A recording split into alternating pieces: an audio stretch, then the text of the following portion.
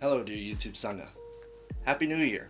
I hope yours is joyful, less stress-filled, and conducive to peace. One of my friends reached out to me and asked me to make a video like this one addressing his inner turmoil. He asks, why is it that even after years of reflection, meditation, and sincere effort, many of us still find ourselves feeling unsettled, strained, or quietly exhausted? And I felt it appropriate to follow that question up with my own. How is it possible that understanding the world more clearly proves unhelpful or unconducive to inner peace? Many of us come to contemplative practice already carrying a great deal of understanding. Some of us practice Buddhism explicitly. Others don't identify with the label the way I do, yet still recognize the depth of the Buddha's insights and return to them again and again. We have reflected seriously on the therapeutic and cognitive benefits to understanding discourses on impermanence, on suffering, and on how the self is far less solid and independent than it appears. We have watched these ideas illuminate patterns in our mind, in our lives, and in the wired world, often with unsettling accuracy. My Dharma name is Dharma Peace. I'm a producer and co-host of the Peace of Mind YouTube channel, and an organizer and editor for the Peace of Mind collective of Engaged Buddhism. And today we will go over the reasons why insight to injustice does not lead to peace, and what it takes to align our intentions with what we see in the world. In this video, I will go over the essence of harmony, and that what I have learned while practicing Buddhism in Japan, referring to the journey to the West as an allegory that proves relevant to this topic, and deeper reflections on the Buddha's teachings. What I express in this video is also fleshed out in my book, Our Crisis of Priorities. The link to my book is in the description below. I hope you get something from this video, and that my contribution in the very least serves useful for engaged Buddhist practice, and proves helpful to people like you. So without further ado, let's jump right into it.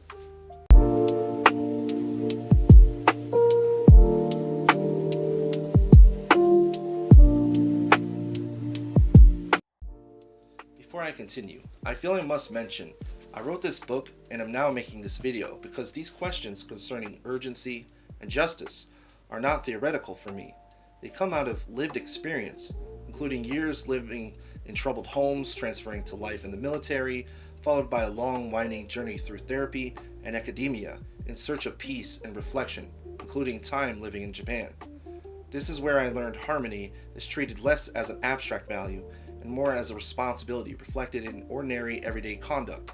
This sense of harmonious peace lived among members of community is known as wa. In Japan, wa carries a Buddhist resonance shaped by teachings on interdependence and communal life. Buddhist usage of compounds such as wa-go points to harmonious interdependence, that is, the coming together of conditions described in Paticca and the lived cohesion of the Sangha. This understanding of harmony was articulated early in Japan's history by Prince Shotoku, whose indelible contribution as a Buddhist regent framed social harmony as an expression of alignment with the Dharma. Contemporary Japanese Buddhists explain this alignment through washin, that is, a harmonious mind, cultivated through meditation, where awakening is marked by ease with others and a direct recognition of fundamental interconnection. In this way, wa functions as a spiritual orientation, closely aligned with that of the teachings of Thích Nhất Hạnh, later articulated as inner being. All of these aspects of wa invariably require a sense of humility in order to see it. This sense of humility is endryo, which is a habit or characteristic of restraint that one embodies by understanding that one's words and deeds are often linked to impulse or desire. Without endryo, one is not able to step back and observe whether their actions are consistent to their aim. In my journey, it is from this standpoint of understanding that I've come to realize the aspect of Buddhist practice that eludes our Western peers. And it's from this standpoint that I wish to address this sense of unease in the face of insights into injustice and our intentions to bring justice to the world. We may meditate, or at least we try to. We know how to sit with the breath, how to notice thoughts and emotional reactions arise, how to create some space so we are not completely driven by every impulse. For a long time, this genuinely helps. Practice steadies us. It gives us room to breathe. When we feel the stressors of life, it allows us to meet difficulty without immediately collapsing into it. Then for many of us, something changes. Practice still functions, but it stops deepening on the way we expected. We are not confused, we are not ignorant. If anything, we see more clearly than before. We understand how suffering reproduces itself through habits, institutions, incentives, and fear. We see how easily good intentions slide into harm. Meditation still offers some stability, yet it no longer feels restorative. Insight continues to accumulate, but peace does not seem to grow alongside it. What often takes its place is a low-grade distress that becomes part of the background of daily life. We carry a sense of urgency that never quite resolves. We care deeply, and because we care, we notice more. But noticing more does not automatically teach us how to live inside that awareness without becoming rash, sad, resentful, or hopeless. This is the point where many of us hit a plateau, and then some closer to a cliff. Sometimes this happens more than once or twice in our lives. For some, it can even become a cycle. What became increasingly clear to me is that insight alone does not retain the body or the nervous system. We understand suffering with great precision and still move through the world as if everything is a fight waiting to happen. We can hold compassionate values and still feel constantly braced, argumentative, or internally hostile. Meditation makes this more visible, but visibility by itself does not dissolve these patterns. Most importantly, in Buddhist language, this disturbance that arises when we recognize how unsatisfactory and unjust the world can be is called saṁvega. It is the moment when complacency breaks, when we can no longer pretend that ordinary life, as it is usually organized, reliably leads to well-being. This recognition does not arrive all at once. It unfolds gradually, deepening over time, and with it comes a growing sense of urgency. The difficulty lies in what happens next. Without careful training, urgency turns into agitation. Concern begins to express itself as control. Moral clarity is warped by the ego, which uses the 5 poisons, delusion, aversion, greed, envy, and arrogance, into self-righteousness or collapses into cynicism. Self-righteousness forms through emboldened measures of success, perhaps in social media or among peers in some environment. The more people agree with our egos, the more self-righteous we become. On the other hand, cynicism festers when we don't achieve that same level of agreement with others, imagined or otherwise, and we fall into the hole of what is called spite. We replay conversations long after they have ended. We engage in josuka and rumination and rehearse arguments we may never actually have. Even in moments of physical stillness, something inside us remains tense, prepared, and reactive. What looks like commitment from the outside often feels like constant inner friction from the inside. And every aspect of this is wrong.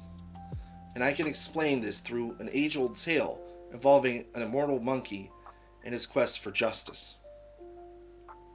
The Buddhist-influenced epic Saiyūki, or Journey to the West, captures this dynamic with surprising clarity. Son Goku was appointed as the Monkey King because he so often brought fortune to his people. He rescued his subjects from attacks, and after achieving spiritual training under a Tao sage, he attained immense powers in all matter, spiritual and terrestrial. However, after a long era of peace in the realm, trouble came for him and his subjects. Through a spiritual journey, he sees he and his people are marked for death as a matter of fate.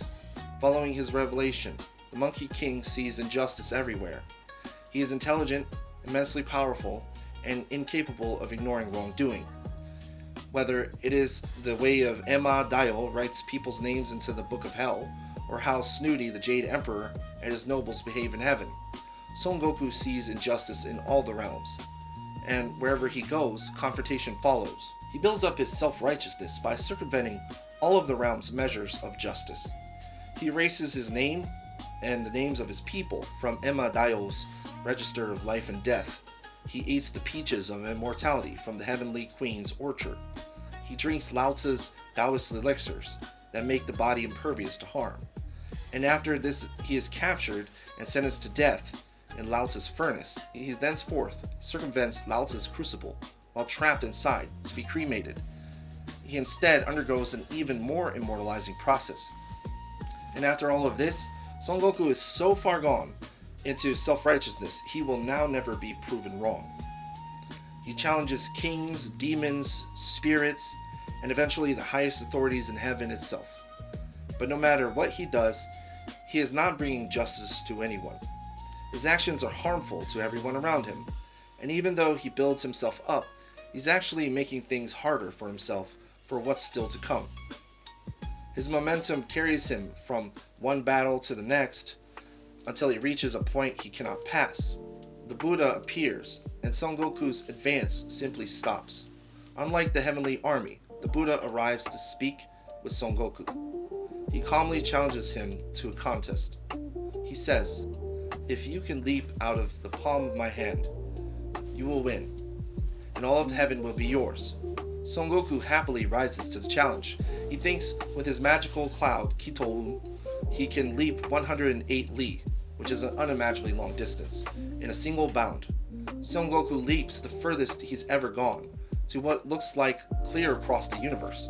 He reaches 5 colossal pillars, higher than any mountains he's ever seen. He even urinates on one, declaring his arrival and victory. Shortly after, he somersaults back to where he started. However, upon his return, the Buddha explains that Son Goku never left the Buddha's hand. The Buddha reveals the little present Son Goku left on one of his fingers, and upon losing the challenge, the Buddha turns his hand over to press Son Goku beneath Go-Gyōzan, the 5-peaked mountain of the 5 elements, for the sentence of 500 years. Time stretches. His power remains, but it has nowhere to go. The Monkey King, now pinned beneath an insurmountable weight, has no choice but to be still and contemplate his actions. His sentence of 500 years is humbling indeed, since he is now an immortal being incapable of dying. Who knows how long he spent in this situation full of pride and self-pity, until finally the pride erodes through stillness. The urgency that once surged outward turns inward, where it can no longer distract itself with constant struggle. The mountain represents the moments in our lives where we abandon our pride and have a change of heart. When his mind matured during his karmic punishment, Son Goku was visited by Kannon, the Bodhisattva of compassion. At this point, Son Goku finally speaks to Kannon Bosatsu without bravado. The long years beneath the mountain have stripped away his certainty that strength alone can carry him through any ordeal. When he asks to be released, it is done carefully with restraint, and with an awareness that his own power has brought him to this place. Kannon agrees, yet she does not offer freedom unconditionally. What she offers is a path to freedom. On one condition, Goku must vow to protect a traveling monk as his disciple. This monk is charged with the important purpose of retrieving the Buddha Sutras from India and bringing them to the Tang dynasty. Goku accepts conditions he once would have rejected outright. And though he would have rejected these conditions before, he now understands that he's been asked to take part in something immensely honorable and momentous. He agrees to use his impressive abilities to help protect someone and to become the disciple of service, knowing that his release depends on how he moves forward. This becomes fully clear when he later meets the monk Genjo Sanzo. The monk does not confront Goku as an enemy, nor does he seek to suppress the fierce energy that defines him. Instead, he provides what Goku has never had: dignity, stability, and a sense of direction. Genjo Sanzo holds the journey together when Goku's impulses threaten to fracture it. He interrupts sudden violence, reckless action, and continually draws Goku back to the deeper purpose of their travel. Goku begins to learn that the journey is not sustained by power alone, but by patience, responsibility, and remembrance of why the path is being walked at all. Goku's suffering was never caused by a lack of insight or concern. It came from just intentions, but without right view, right thought, right speech, right action, right livelihood, right effort, right mindfulness, or right concentration. His sense of urgency came without consideration, and from strength without restraint. Yet Genjo Sanzo did not diminish him outright. Rather, he gives him that immense energy a direction that does not lead away from the path itself. And by the path, I mean the path to peace. This story mirrors what many of us experience in practice. Insight wakes us up, but it does not automatically teach us how to live with what we see. The Buddhist practice exists precisely because recognizing suffering does not stop us from reproducing it. Training is required, not as punishment, but as maturation. This is where another quality becomes essential, one traditionally called pasāda. It refers to a quiet confidence that grows through patience and practice, not through being right. It develops as we repeatedly see that restraint reduces harm, and that patience improves discernment, and that care can endure without constant agitation. This confidence does not erase moral clarity. Rather, it makes that clarity livable. Practices like nonviolence and loving kindness matter here in very concrete ways. The precept of nonviolence becomes more than an ideal, it develops into a mental training. Over time, it dismantles habits of coercion that operate not only in our actions, but in our thinking. And rather than a mode of ceasing something, it becomes an affirmation for engaging in something. It reduces the constant background hostility, the imagined arguments, the rehearsed defenses that quietly exhaust us. Loving kindness retrains the heart to remain open, to respond to the things that hurt us without lashing out, to stay present without demanding immediate resolution.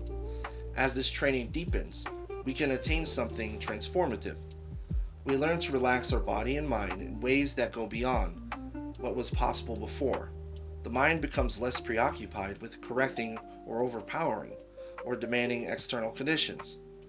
Care remains as it should, but it is no longer tainted by the need to control outcomes.